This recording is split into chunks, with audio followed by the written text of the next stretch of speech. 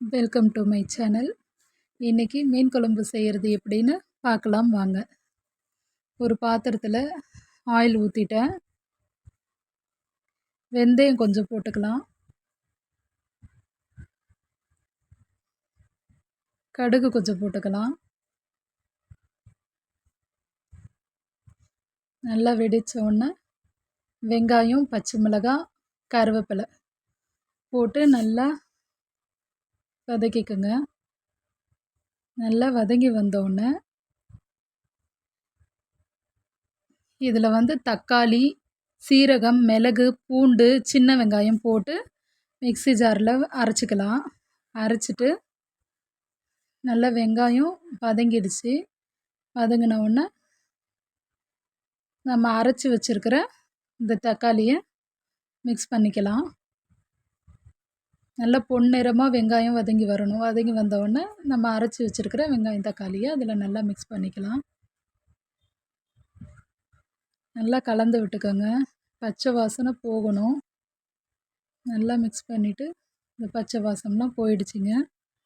கொஞ்சம் உப்பு போட்டுக்கலாம். தேவையான அளவு உப்பு சேர்த்துக்கோங்க. எனக்கு கல் உப்பு போட்டால் தான் அளவு தெரியும். நான் கல் உப்பு போட்டுக்கிறேன். உங்களுக்கு எந்த உப்பு வாட்டமோ அந்த உப்பு போட்டுக்கோங்க. நல்லா கலந்து விட்டுக்கோங்க.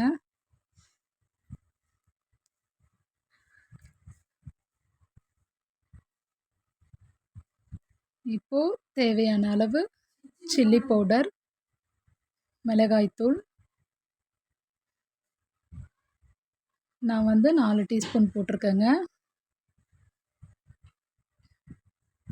மல்லித்தூள் 5 டீஸ்பூன் போட்டிருக்கேங்க. உங்களுக்கு தேவையான அளவுக்கு காரமும் அதிகப்படுத்திக்கோங்க. மஞ்சள் தூள் 2 டீஸ்பூன் போட்டிருக்கேங்க. நல்லா கலந்து விட்டுக்கோங்க.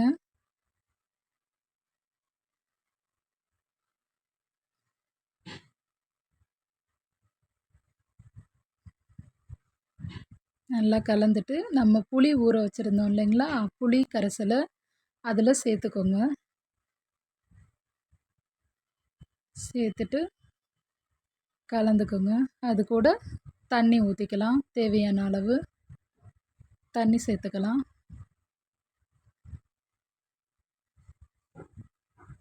இப்போது நல்லா கொதி வரணுங்க. அந்த மிளகாத்தூள் நெடி போகிறது வரைக்கும் நல்லா கொதிக்க விட்டுருங்க.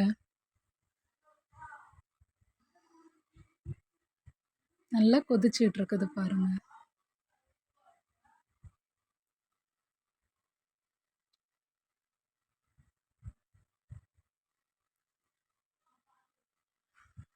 நல்லா கொதி வந்த பிறகு கழுவி வச்சுருக்கிற மீன் எடுத்து போட்டுக்கலாம். சிம்மில் வச்சிடணும், இல்லைன்னா மீன் உடைஞ்சிருங்க. சிம்மில் வச்சுட்டு கழுவி வச்சுருக்கிற மீன் அதுக்குள்ளே போட்டுக்கலாம். போட்டுட்டு பாருங்கள், மீன் குழம்பு ரெடி ஆயிடுச்சு.